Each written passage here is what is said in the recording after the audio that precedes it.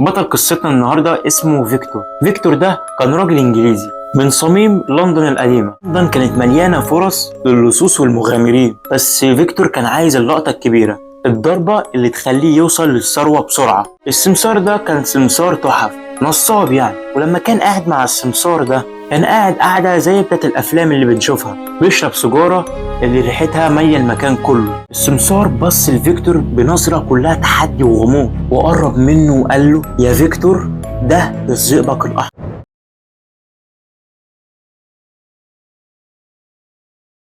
ازيكم عاملين ايه؟ انا احمد سعيد، ولو اول مره بتشوف قناتي انا بتكلم عن القصص والحكايات. لو بتحب النوع ده من المحتوى ما تنساش تشترك في القناه وتفعيل زر الجرس عشان يوصلك كل جديد. وجهز مشروبك المفضل وعاوزك تستخدم خيالك عشان تستمتع بالقصه.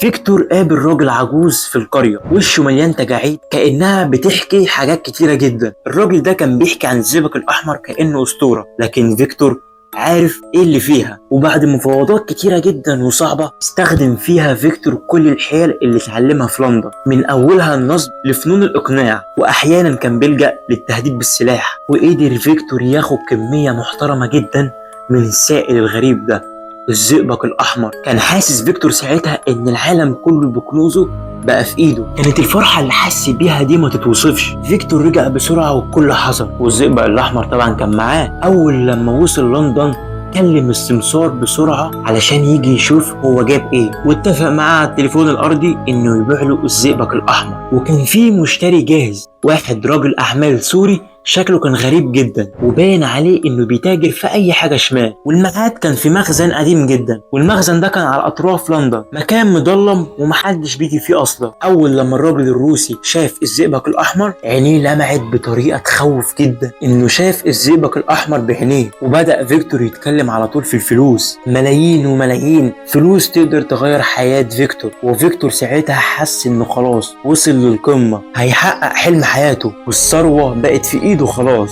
وفجأة الباب اتفتح عليهم ودخلت مجموعة من الشرطة الإنجليزية. كانت مفاجأة ومحدش فيهم متوقعها. قبل ما فيكتور يفهم ايه اللي حصل أصلا لقى نفسه متكتف ومحاط بالشرطة، والزئبق الأحمر اللي طلع روح عشانه واللي سافر آخر البلاد عشان يجيبه بيتاخد منه قدام عينيه. كانت لحظة غريبة ومرعبة جدا بالنسبة لفيكتور. فيكتور حس بخسارة كبيرة جدا طبعا، إحساس إن حلم حياته راح في ثواني، لكن في نفس الوقت كان فيه شعور تاني غريب جوه قلبه. كان واقف وعينيه بتلمع لمعان غريب جدا، كان بيبتسم ابتسامة خفيفة. الشرطي اللي كان ماسكه بص عليه بصة غريبة وباستغراب. الشرطي كان مستني منه انه يكون متضايق او مستني منه ردة فعل تانية، او حتى يفكر يهرب. على الرحلة اللي قطعها في جنوب افريقيا، على الايام اللي نام في الصحراء والادغال، على الناس الغريبة اللي قابلها والمغامرات الغريبة والمثيرة اللي عاشها، لقى نفسه مستمتع بكل لحظة كان عايشها هناك. الفلوس كانت هدف في الاول وهي اللي حركته اصلا، لكن الرحلة نفسها بكل ما فيها من تعب وخطر ومغامرة واكتشاف كانت هي المكسب الحقيقي بالنسبة لفيكتور. كانت مغامرة غريبة وغامضة، بس كان عمره ما كان هينسى اللحظات دي. الزئبق الأحمر ده ما كانش مجرد سائل غريب وغامض، ده كان مفتاح لرحلة